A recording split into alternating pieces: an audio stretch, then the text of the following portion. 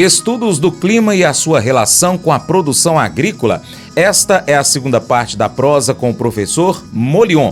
Mas antes de você acompanhar, acompanhe sempre o Paracatu Rural estando inscrito em nosso canal no YouTube. Vai lá, inscreva-se, marque o sininho, deixa seu joinha também nos nossos vídeos e compartilhe com os amigos. O clima e a agricultura. A temperatura é um fator muito importante para a produtividade do milho. Regiões cujo verão apresenta temperaturas médias diárias abaixo de 19 graus Celsius e temperatura média noturna abaixo de 12,8 graus Celsius não são recomendadas para o cultivo do milho, pois podem retardar o florescimento e comprometer a produção final. Em contrapartida, temperaturas médias diárias acima de 26 graus Celsius podem acelerar o processo de florescimento e enchimento de grãos, o que promove redução do tempo de acúmulo de massa seca nos mesmos. Temperatura média noturna acima de 24 graus Celsius provoca um consumo energético elevado, redução no ciclo da planta e queda de produtividade. O milho é apenas um entre vários exemplos de produções agrícolas que têm seu ciclo afetado diretamente pelo clima, consequentemente pela temperatura. Com isso, vários estudos sobre a temática foram elaborados e é importante você, produtor rural, se atentar sobre qual seguir para obter os melhores resultados. É sobre isso que agora o professor Molion explica. Eu acho que a gente tem que montar um podcast junto, né?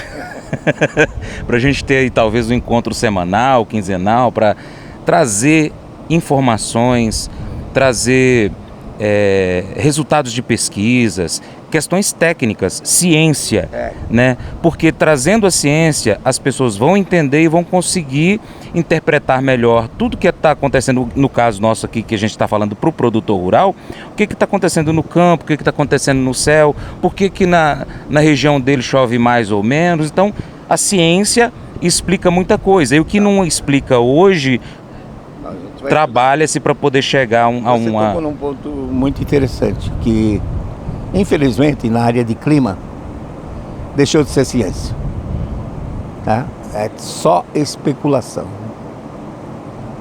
Infelizmente é isso, não tem mais assim, você não encontra muita gente que fala honestamente, não conhecemos isso.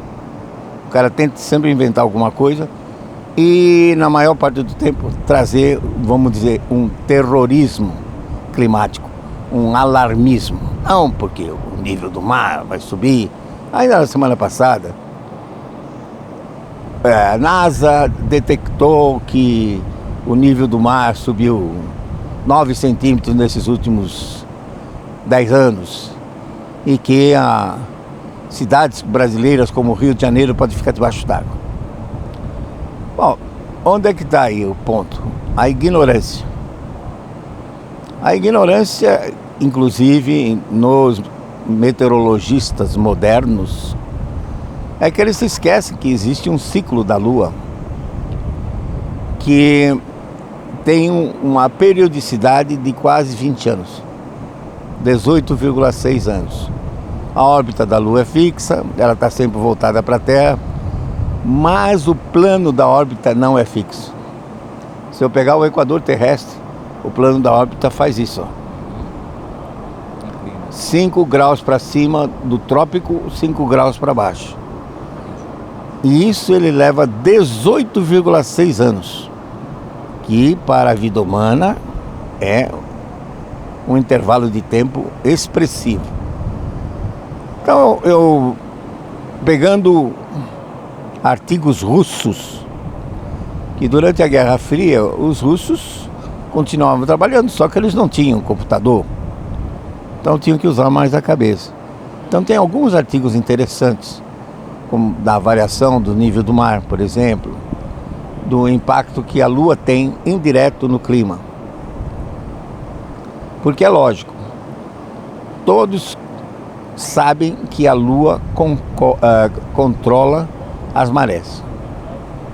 Lua cheia, lua nova, maré alta.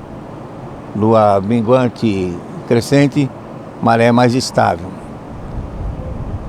Mas pelo fato de que a lua redistribui água por causa das marés, quando ela está fora da região tropical, inclinada em 18,6 graus, a força gravitacional da lua se estende para os oceanos mais ao norte e ao sul, tipo entre 40 graus de latitude a 50 graus de latitude norte e sul. Aqui no hemisfério sul, nós temos a Antártica, que é um continente, uma ilha grande. Em volta dela tem a corrente marinha circumpolar antártica. Então essa corrente faz com que os três oceanos, o Índico, o Pacífico e o Atlântico, se comuniquem. Então há uma melhor redistribuição de calor. Mas quando você olha o hemisfério norte, não tem. O Alasca é fechado com a Sibéria, lá em cima. E o Ártico, a água entra e depois sai. Então não tem comunicação. Então num período como esse, que ocorreu no dia 22 de março de 2025, portanto nós estamos falando há 4 dias atrás, o plano da órbita está mais inclinado.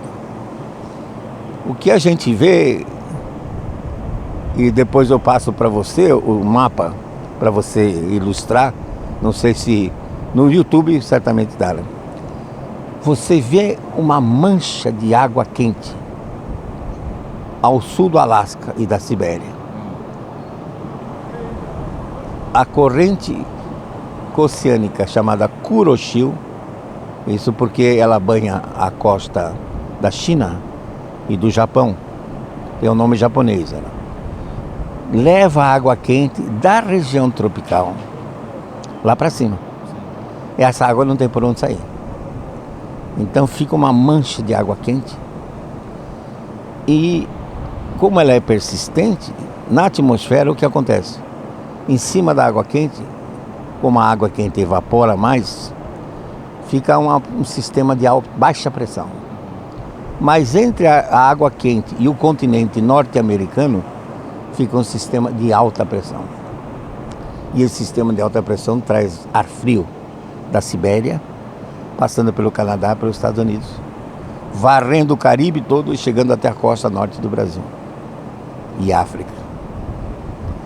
É uma situação que ocorre a cada 19 anos, mas como ela não é mais levada em consideração para os meteorologistas, se você perguntar ao meteorologista americano por que seu inverno está ruim, como hoje, dia 26, antes de sair do hotel, eu olhei as temperaturas mínimas na faixa do Corn Belt, cinturão de milho.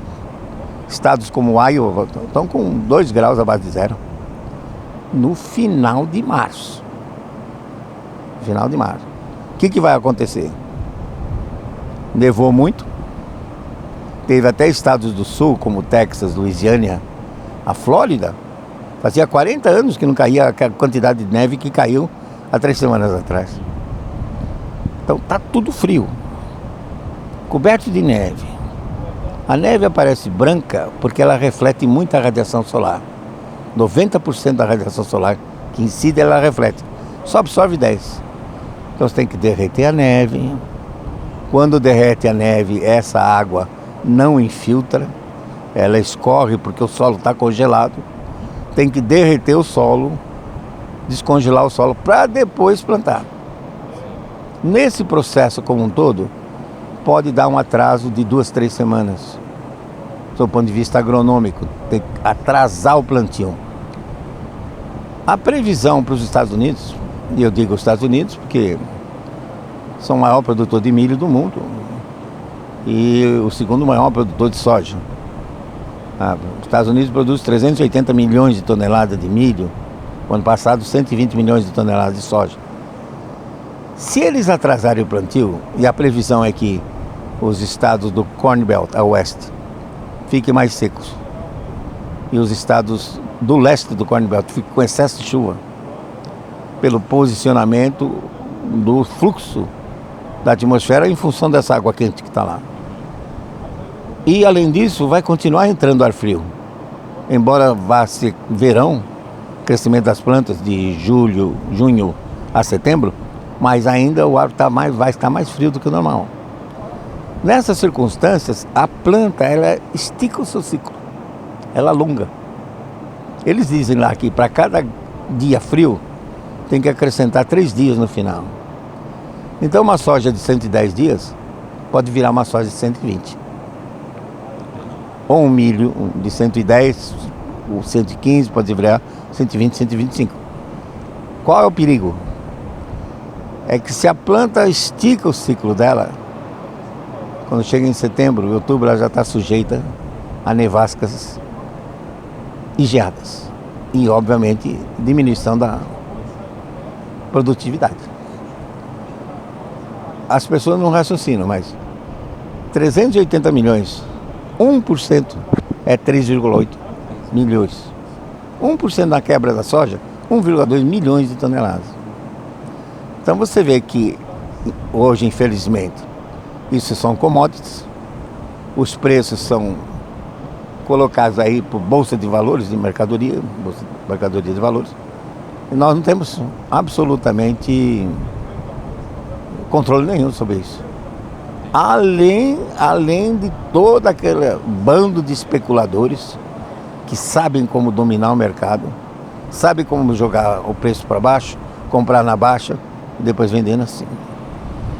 Então, as implicações do clima, e quando eu faço minhas palestras, eu vou além de dizer para ele, olha, vai chover X milímetros em outubro a dezembro. Vou dizer, olha, presta atenção nisso.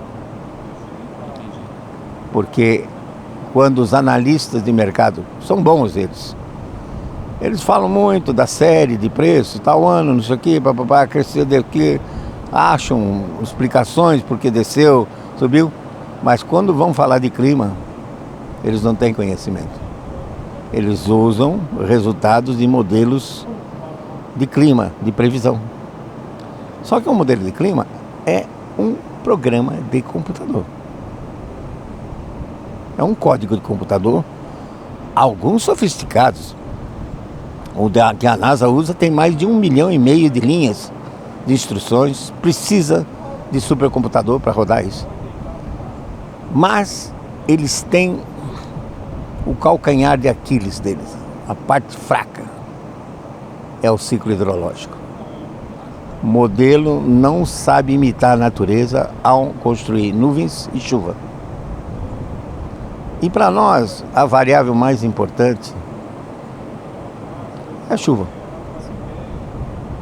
E se o modelo não produz uma previsão de chuva que seja confiável, seus resultados não servem para nada. No entanto, tudo que você vê na mídia, empresas que dão consultoria em meteorologia, analistas de preço, usam o resultado de modelo.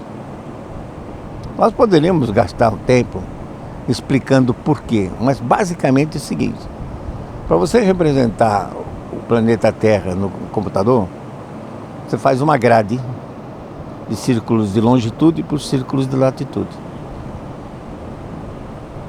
Não precisa botar continente, oceano, nada disso.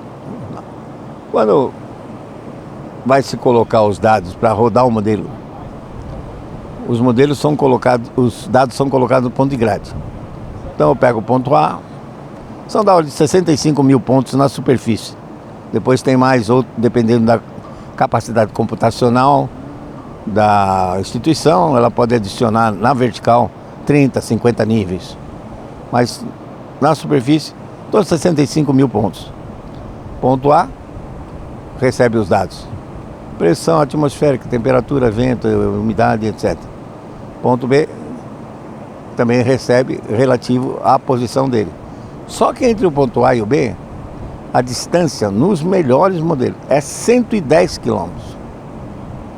E os processos que produzem chuva são de escala pequena. Quantas vezes você está numa estrada, você pega uma chuva, 2, 3 quilômetros, depois para, aí está seco, depois um pouco mais para frente, outra chuvinha. Quer dizer, o que é 2, 3 quilômetros comparado com 110? Não dá. Então o modelo não consegue assimilar esses processos físicos que são de escala pequena. E consequentemente ele não sabe produzir chuva. O que eles fazem, eles criam uma equação matemática chamada paramétrica, quer dizer, tem muitas incógnitas que precisam ser ajustadas, calibradas. Então ele pega um período, a maioria dos modelos faz isso, um período de dados que foi levantado de 1975 a 2000. Força o modelo, eu costumo dizer assim, tortura o modelo, até ele reproduzir aquela chuva.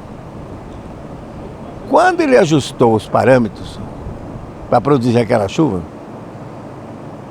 o modelo não serve nem para estudar os casos passados e nem para os futuros, porque o clima vai variando. Então não tem confiabilidade nenhuma. Mas, no entanto, tudo que você ouve na mídia é tudo em cima de modelos. Não perca a terceira e última parte dessa prosa. O que você, produtor rural, deve fazer para se precaver em relação às mudanças climáticas? Nos Estados Unidos, é celebrado o Dia de Ação de Graças uma vez por ano. Mas Deus quer que sejamos intencionais sobre a nossa gratidão todos os dias. Ele quer que desenvolvamos este hábito espiritual que se reflete na vida daquele que crê em Jesus Cristo. A verdade é que quanto mais profundamente você entende o amor de Deus, mais grato você será. Então, o que significa ser radicalmente grato? A Bíblia diz em 1 Tessalonicenses, capítulo 5, verso 18: Deem graças em todas as circunstâncias, pois esta é a vontade de Deus para vocês em Cristo Jesus. Isso é gratidão radical. Em todas as circunstâncias agradeça, porque é o desejo de Deus para você.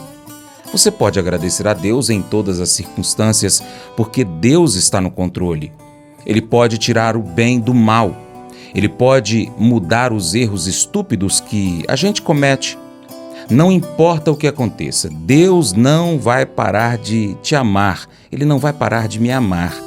Há centenas de coisas pelas quais nós devemos agradecer em qualquer circunstância, mesmo quando a circunstância não é boa. Gratidão radical.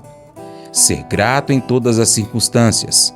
É a vontade de Deus porque cria comunhão. O que isso quer dizer? A gratidão sempre constrói relacionamentos mais profundos entre você e outras pessoas, entre você e Deus. Com qualquer pessoa que você queira se aproximar, comece expressando gratidão por ela. Se você se afastou do seu marido, da sua esposa, você precisa começar a fazer o que você fazia quando estavam namorando. Expresse gratidão. Escreva pequenas anotações de gentileza, encorajamento, faça ligações, envie mensagens durante o dia, apenas para dizer para ela ou para ele que você é grato. Faça as coisas que você fazia no início. A razão pela qual você perdeu esse sentimento amoroso é porque você parou de fazer as coisas que criaram esse sentimento amoroso lá no início e vocês não dão mais valor um ao outro.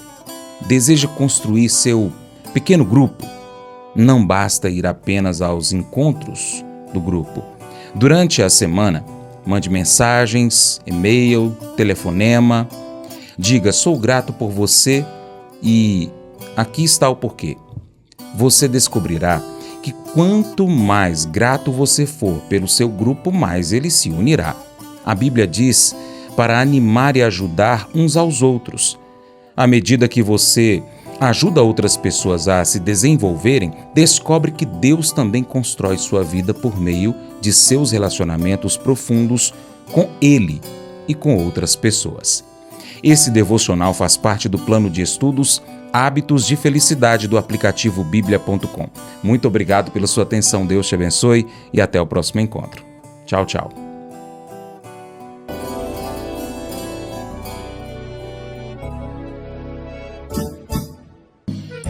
Acordo de manhã para prosear no mundo do campo, as notícias escutar. Vem com a gente em toda a região com o seu programa Paracatu Rural.